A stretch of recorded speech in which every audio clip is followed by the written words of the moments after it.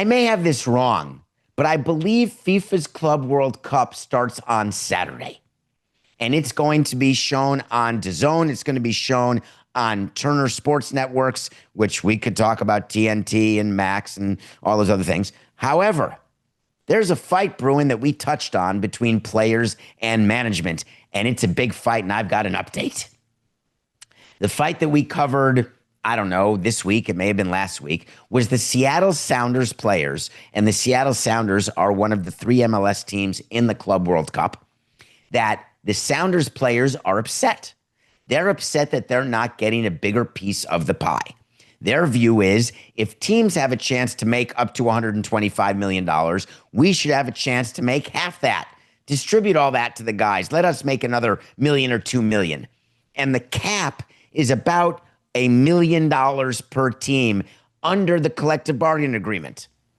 So if you divide that equally amongst players, you're talking about $33K per player. The Sounders players said, you know what? I'm not sure that makes sense. Why don't we negotiate?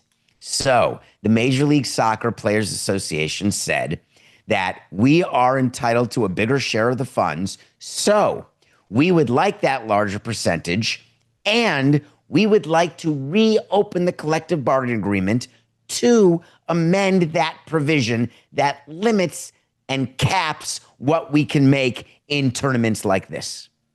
What do you think the owners did of MLS?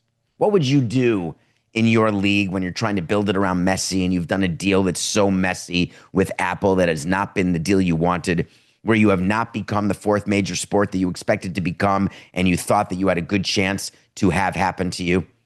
Any thought what you would do? Yeah, you'd say, okay, we're happy to discuss this. We will officially open the CBA for discussion on amendment of this point, but we're not giving you that number. We're not coming close to getting you what you want, because what you're asking for is to be acting and treated as though you're in the NBA or NFL or NHL, which you're not, which we wanted you to be, but the facts speak for themselves. So the Sounders players say, but look, Inter Miami's building that new ballpark right by the airport, and we were told that team's worth over $1 billion. And Todd Garber said, okay, let's just hold up for 1 second. We try to tell people that the franchises are worth more because it makes our league worthy of investment. It means that we can charge more for expansion. It means that once there's a sale or a change of control that we're trying to get a higher value. Look what the WNBA did with the Liberty. You bring in an investment, you say the team's worth $425 million, and oh my God, the WNBA is the healthiest, greatest league. So of course we are promoting the fact that Inter Miami's worth over $1 billion, but I'm just curious, Mr. Union, have you seen anyone stand up and offer the Moss family about $1.2 billion for Inter Miami's football club? Just let me know. If you have, I'm in, like Flynn. My thought is, you haven't. Therefore, what you're asking for, we're not giving you. So what do the Seattle Sounders players do? Through the union, they say, I hear you.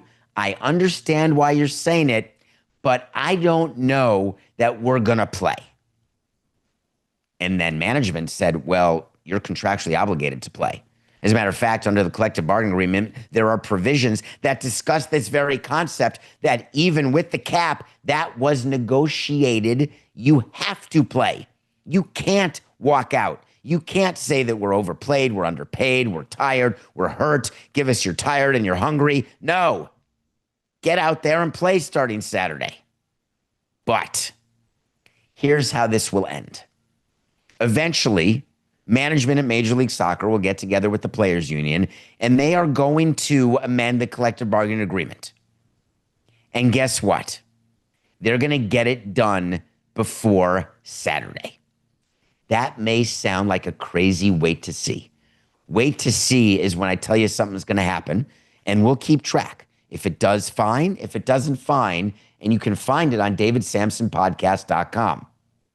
There will be a new revenue sharing agreement that will be in place prior to game 1 of the Club World Cup this weekend. And it will be a change that will allow for a larger sum of money to go to players, not a huge number, but it will be higher than the $1 million. Wait to see.